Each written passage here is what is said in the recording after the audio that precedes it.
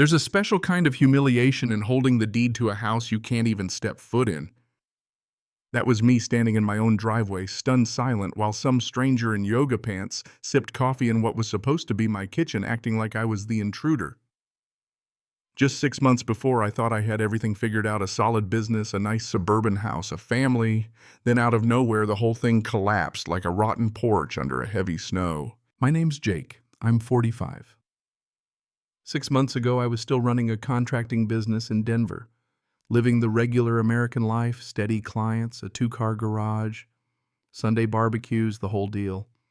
But then Lisa, my wife, she decided she needed to find herself, and apparently her true self was living inside a yoga studio with a guy named Brad who could barely change a tire but somehow managed to steal my house, my tools, and my peace of mind. Colorado divorce law doesn't care whose chakras are out of alignment.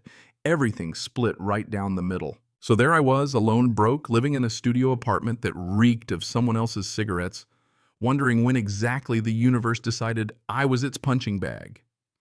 That's when I saw the auction listing mountain cabin, 2 acres, starting bid $8,000.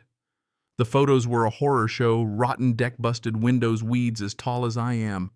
But to me it looked like hope. If I could fix up a broken house, maybe I could fix up the rest of my mess too. $12,000 later, I was the proud owner of a cabin nobody wanted up in Woodland Park, Colorado. The place used to belong to Harold Brennan, 73. No family died alone.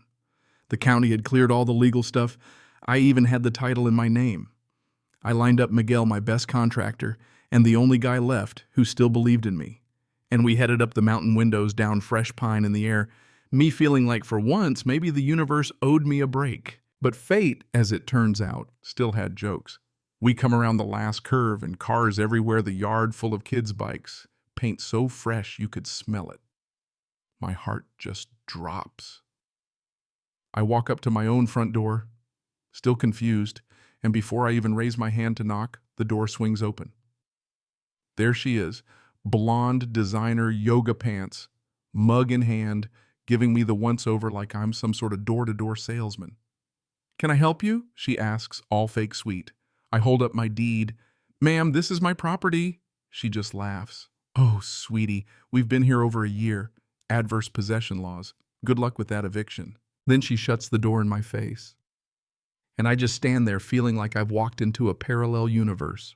Miguel is looking at me like maybe I've lost my mind. "Boss, what the hell just happened?" Honestly, I had no clue, but I wasn't about to back down. I pound on the door again hard. This time there's a guy behind her, probably her son. Skinny, scraggly beard, smirk on his face like he just read a meme about capitalism. "Ma'am, I need documentation. You have a right to be here." She doesn't even blink. "Honey, you're trespassing." "Tyler, call the sheriff." Tyler, the son, grins, already dialing. The panic hit like a punch because I could see just how fast this was spiraling. Within 20 minutes, sheriff's cruiser pulls up, and who steps out but Deputy Rick Morrison. He walks right over, gives Brenda, yeah, that's her name, a big old hug. She launches straight into tears. He's been threatening us, taking pictures, making us feel unsafe. I try to show Rick my deed. He barely glances at it. "Sir, Colorado law protects tenants. You'll need to handle this in court." "They're not tenants." I argue they're squatters. He just shrugs. "That's a civil matter. Please leave." There I was, getting kicked off my own property, the smell of my own kitchen's lunch wafting through the door. By the time I made it back down the mountain, I felt like I'd been hit by a truck. But that wasn't even the worst part. That night, Brenda lit up the neighborhood Facebook groups with the story Shakespeare would have called a bit much: greedy landlord, single mom, kids about to be thrown on the street. Within hours, I was public enemy number 1. Folks who never met me, Janet, Mike, whoever, were calling for my head. My phone blew up with hate. It felt like being kicked over and over. But here's the thing. Years in contracting taught me to read the fine print. In Colorado, adverse possession takes 18 straight years, not 1. So the next day I started digging. I called lawyers, checked county records, talked to everyone who knew Brenda, and sure enough, she'd pulled this scam before. 3 counties, same routine move in, play caretaker, fake the tears and cash in. Turns out, while I was trying to rebuild my life, Brenda was running an illegal Airbnb from my property. Mountain getaway retreat, $150 a night, packed through tourist season. She claimed a homestead exemption, dodged taxes, even filed complaints against inspectors.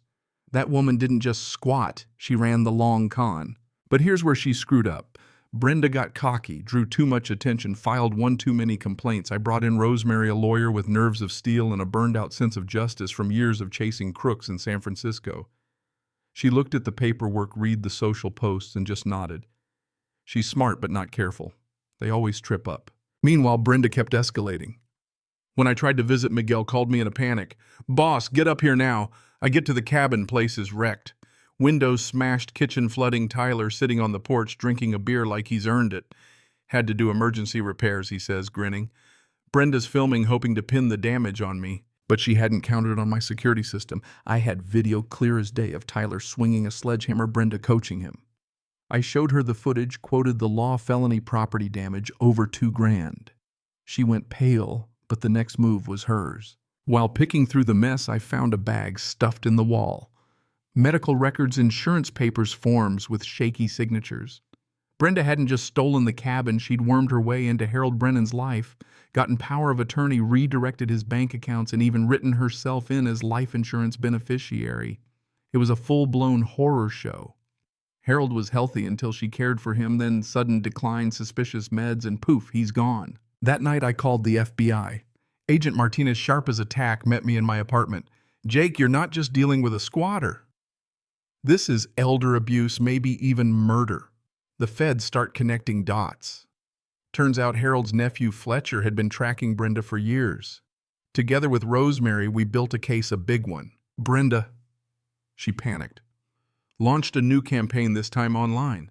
Fake accounts accusing me of everything from racism to domestic violence, dragged my ex-wife into the mud, even started getting physical. My tires slashed windows, broken threats on my doorstep. Final warning, and still I kept fighting. Tyler, dumb as a bag of hammers, tried to buy me off. $20,000 each, walk away. I laughed, recorded the whole thing, and sent it to Martinez. He broke into my apartment looking for paperwork, didn't realize he was on FBI surveillance the whole time.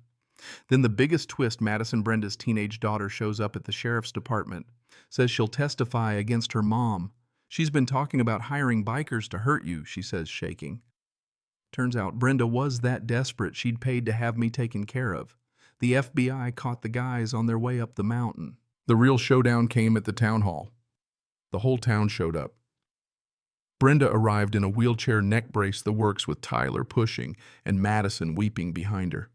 She tells her story, how I'm the monster, how she cared for Harold, how the world's out to get single mothers. People started nodding, giving me the stink eye. That's when I stood up. "Mrs. Hutchkins, how did you know Harold Brennan?" She starts her act again. "He was like family. Funny, there's no record of dementia. You want to see the medical files?" Then Agent Martinez stands up, badge on display. "Brenda Hutchkins, you're under federal investigation for murder." The room went nuts, gasps, people whispering, live TV cameras rolling.